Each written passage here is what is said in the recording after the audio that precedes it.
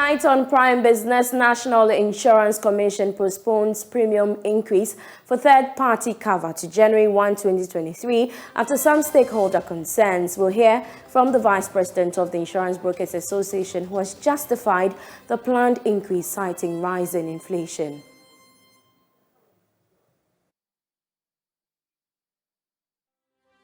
It's either they do something about it, or most of the insurance companies will collapse and they will not be able to provide the cover that is needed. So I believe that it is the reason why we are seeing these premiums slightly going up. Also, local textile manufacturers are under pressure to increase prices of wax print due to cedi instability as they lament over the influx of fake fabrics in the country. The challenge really is that, we buy a lot of our gray, our dye stuff, everything that is about 80% of our cost, and is in euros and in dollars. And we buy and then sell in Ghana cedi, which is really, and so the exchange rate is our major challenge. We have this and more coming up in the next 30 minutes. My name is Beverly Broohm. Please stay with me.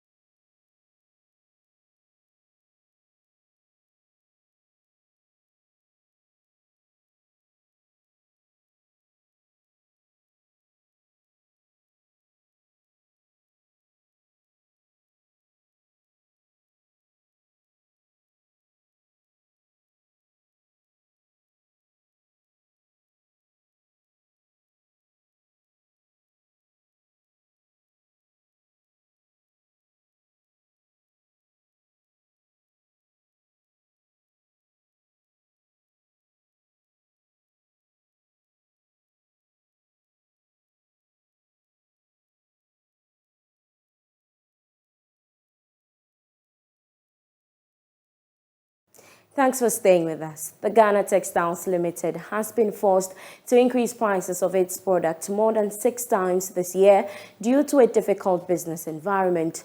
According to the company, the last increase, which is about 25%, is due to unsustainable pressure on its operations, which includes supply of foreign exchange to purchase raw materials, piracy of its products, and uncontrolled smuggling of fake fabrics into the country. Addressing journalists at a media tour of its facility in Tema, Director of Sales Emmanuel Deborah disclosed that the company needed the increment in order to stay in business.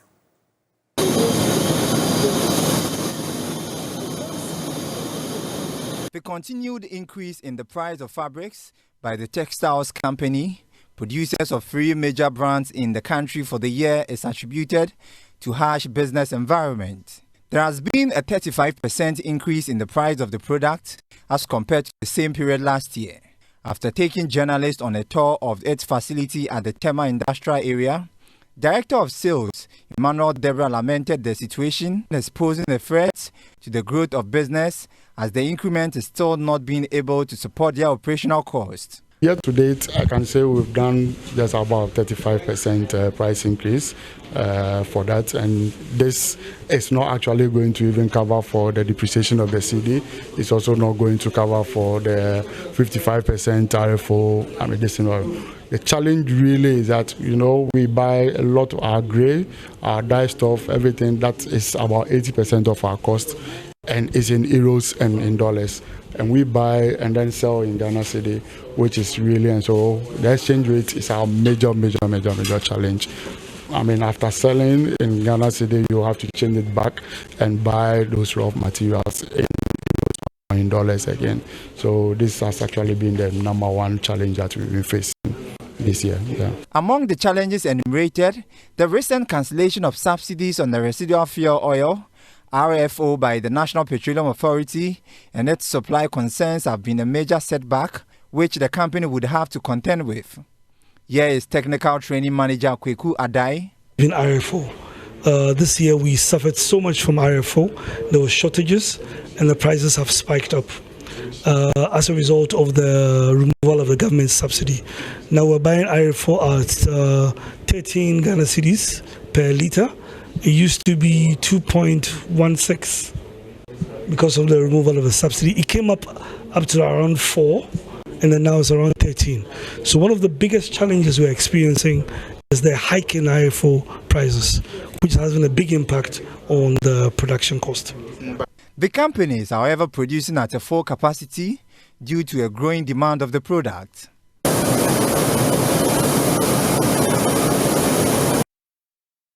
Away from that, the National Insurance Commission, NIC, has postponed the premium increase for third-party policyholders to January 1, 2023.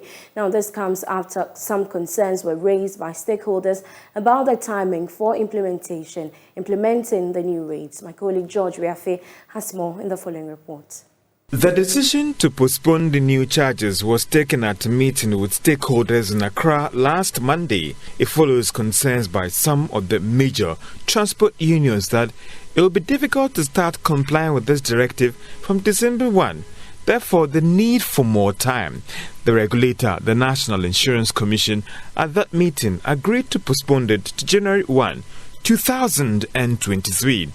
Joy Business is learning that the review will only affect third-party cover with enhanced benefits for policyholders. Sources close to the regulator has maintained that the request for the increase in the third-party premiums was influenced by concerns from the insurance companies that they are struggling to meet claims requirement because the premiums paid are not enough to cover the needs of policyholders because of the current economic conditions.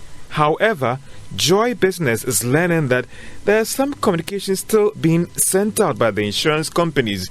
The premiums for third-party holders are going up from today. At the time that there is push for transport fares to be reduced because of reduction in prices of petroleum products, it is not clear for now how this might change the dynamics from January 1, 2023.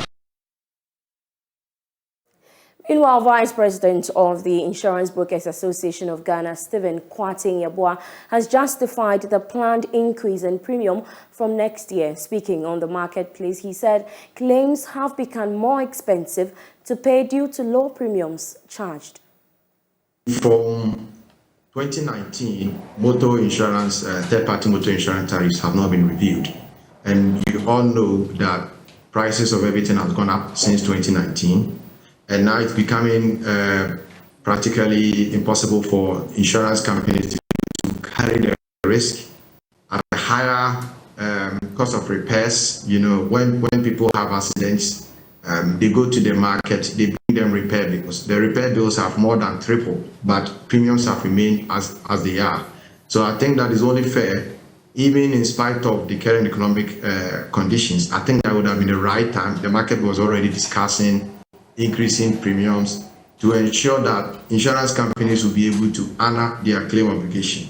To share some few statistics with you, based on the 2021 annual report from the National Insurance Commission, insurance companies are actually spending 1 cedi, 1 peso on every 1 cedi premium they generate. We have something we call combined ratio, which is a combination of the expenses incurred by the insurance companies plus claims.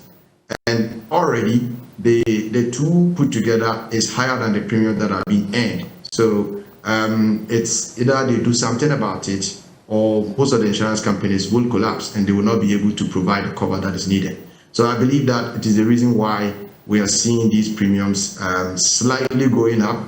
Honestly, if you ask me, I think that even the rate at which it has been increased is not sufficient, but the market will try and manage with this so that everybody will continue to stay afloat. Now, the Ghana Exim Bank, through its Tuesday Markets initiative, has said it will enhance access to financing for SMEs in all economic sectors, as well as to support growth. According to Deputy Chief Executive Officer in charge of Banking and Business, Rosemary Barrow, the bank will embark on various capacity-building programs to scale up production. She spoke to Joy Business at the Tuesday Market event. The bank, as part of the World Cup, has rolled out a campaign to promote trade and patronage of made-in-Ghana goods. Rosemary Acha believes sport could be used as a tool to champion trade and promote export diversification with the aim of achieving economic transformation for jobs. We launched the Think Soccer think trade. Basically, what we are telling the world that we believe here in Ghana, we can leverage on the platform of our Made in Ghana products, that's the Make products, to create awareness for our Made in Ghana products and the entrepreneur as well. For some time now, we have been preaching about import substitution. We've been preaching about sending Ghana into an export-led economy. We should eat what we grow. We should patronize Made in Ghana products to prosper. So we believe that on the platform of soccer, we can do that. We will still continue to provide financing and to make them competitive in the international marketplace through various capacity building programs. We'll continue our Tuesday market, and then we'll venture into other markets abroad and the regional capitals. Member of Parliament for Offenso South, Isaac Yawopoku, entreated Ghanaians to patronize Made in Ghana goods. Asking why, we keep importing virtually everything. We have everything in this country. So I'm wondering why we keep importing everything. And our foreign exchange, is the CD is struggling against the dollar. If we actually make conscious efforts to decide that as a country, maybe 10 years on, we are not going to import certain items, I'm sure we'll be able to do that. Going around from what I've seen, cocoa, for example, what we export, the cocoa that we export, if you take the pod, we only export 25% of the pod. The bank has focused primarily on raw material-based development because it identifies that strategy as the key to sustain agro-processing.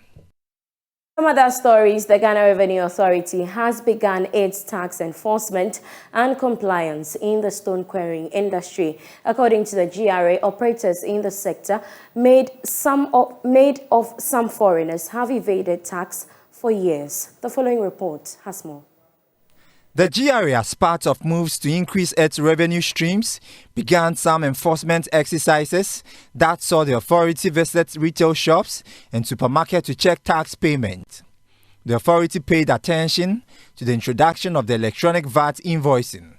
Turning its attention to other areas, the authority visited some stone quarrying sites in the Shai Osudoku District Assembly. Some of the quarries evading taxes are Top Stone Quarry, Uni Africa Quarry, Masaik and Sabag Limited. The rest are Derby Quarry, Orient Quarry, and Twin Rock Quarry. Joseph Annan is the head of enforcement across Central GRA. He spoke to Joy Business on day one of the exercise. Yes, we are looking at the national economy, and the contribution comes from all sectors of the economy. We started and we're dealing with commerce, those into retailing of goods and services. Now we just decided to do some work on sand and stone quarry, and that is what had brought us this far. We realized that many of them were not issuing the VAT invoice, or even if they were given the dispensation, they were not charging the VAT. So we decided to shift our focus. And like you said, we are not going to continue dealing with them till end of year. On day two of the exercise, some of the companies resisted the authority of the GRA. Mr. Anand said the GRA will adopt new methods in arresting corporates who do not pay taxes. Today with the quarries. Yesterday we did about 3 of them, and today in total we have done 4. But then, before we ended the last exercise, we were here. And then some of them resisted us. We went to Techiad and many of them just disappeared before we got there. So this time we decided to, because we don't want that to be an encouragement to others, so that when they hear we are coming, they will run away. So we decided to revisit what we started in the past. So today we've gotten them. We have some of them who are doing selective issuance. So we have arrested them. And like we always do, we'll do the preemptive assessments. And the CID will also investigate and prepare their cases which will be handed over to our legal unit, and then they will look at the merits if they have to take them to court or not. Meanwhile, GRA says it will turn its attention to operators in the tourism and hospitality industry to ensure that the right taxes are paid during the festive season. According to the GRA, there are close to 100 grand events slated for December, which will be keenly monitored by the authority for tax compliance. Ghana is still a preferred destination for the aviation sector development.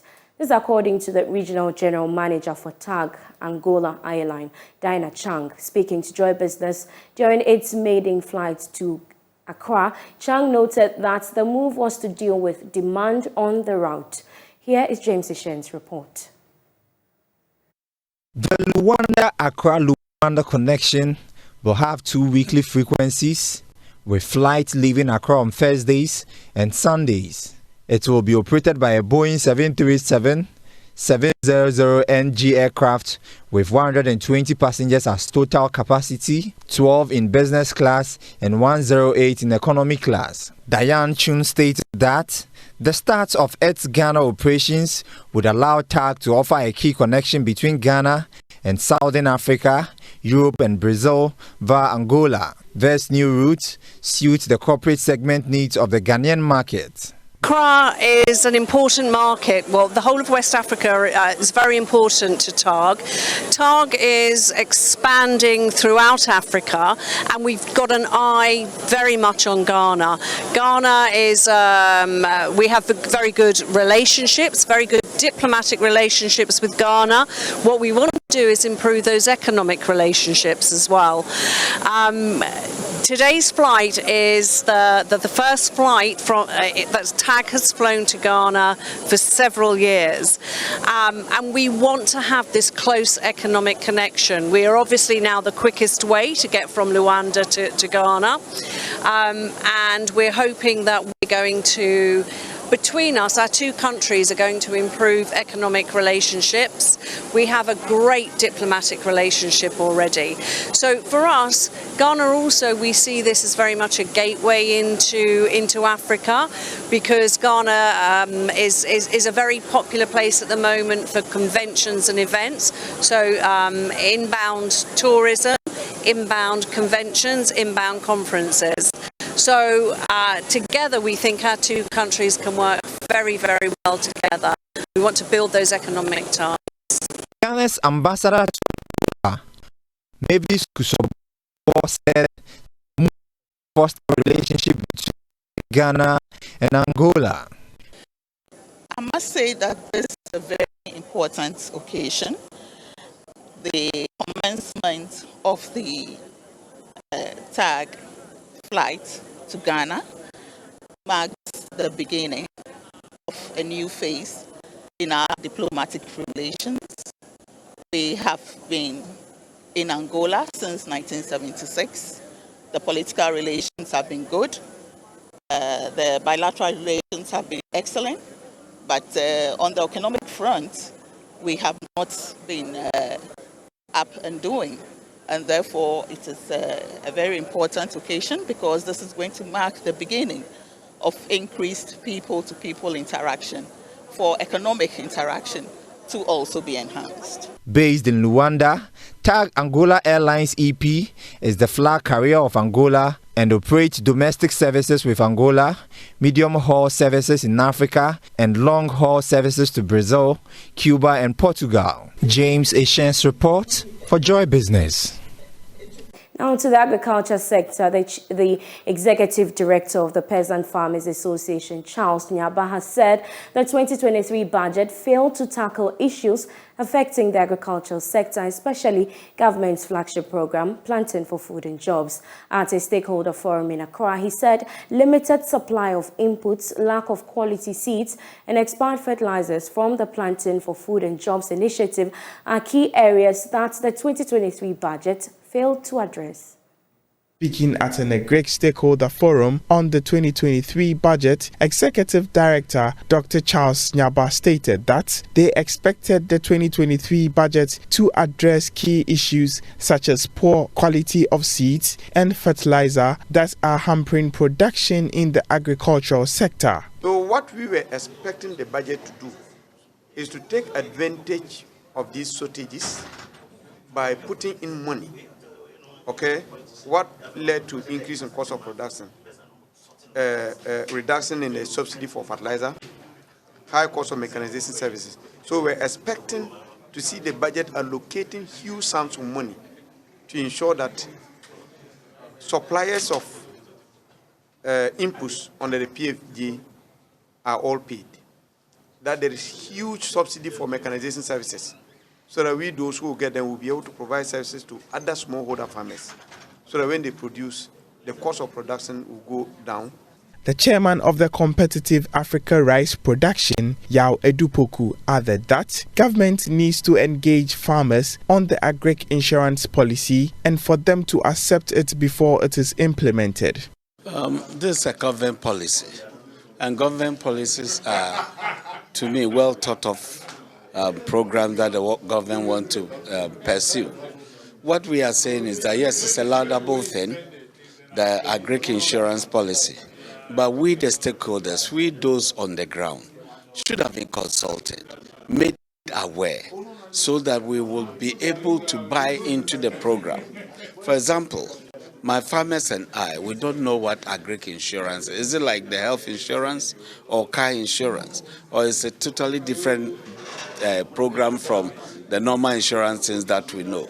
These are some of the things that we should have discussed before even going into Parliament or being captured in the budget. The Peasant Farmers Association also indicated that government agricultural insurance policy must prioritize investment in structural challenges in the agricultural sector that is limiting the productivity and potential of farmers. The Municipal Chief Executive of the Ablekuma North Municipal Assembly, Kofi Ofori, has said the Assembly is committed to supporting micro, small and medium-scale enterprises within the municipality to thrive. He was speaking at a business promotion and exhibition fair for small businesses in the municipality. Fair was organized to bring various manufacturers, producers, investors, and business entities together to promote and sell their products and services. Delivering his keynote address at the opening of the fair, Mr. Ofori said the Assembly was committed to the economic development of the constituents. We are looking at our people in the constituency. We have trained some of them how to do this soap and beads and other things. So we think that they should come and showcase what they have learned to do from the Assembly, and then they should also sell and make money and expand their business. That is our prime, before we will come and look at the revenue. We have been training them, and then the government has also brought this USTAC, and we are going to encourage them to also get some of the money so that we assist them to get the money so that they will expand. And when they expand and more people get into it, we are sustaining the program. The Municipal Coordinating Director, Vera Akufumante, said that the fair provides business owners with the opportunities to network and improve their businesses. I expect to see the patronage rising, and then I also expect to get positive feedback from our traders in terms of patronage, and then the kind of networking and profits and all that they have made. Because it's not only the sales, the networking is also important. That's all for business. For more business news, you can log on to myjoyonline.com. My name is Beverly Broohm, and I leave you with news making headlines on the international front.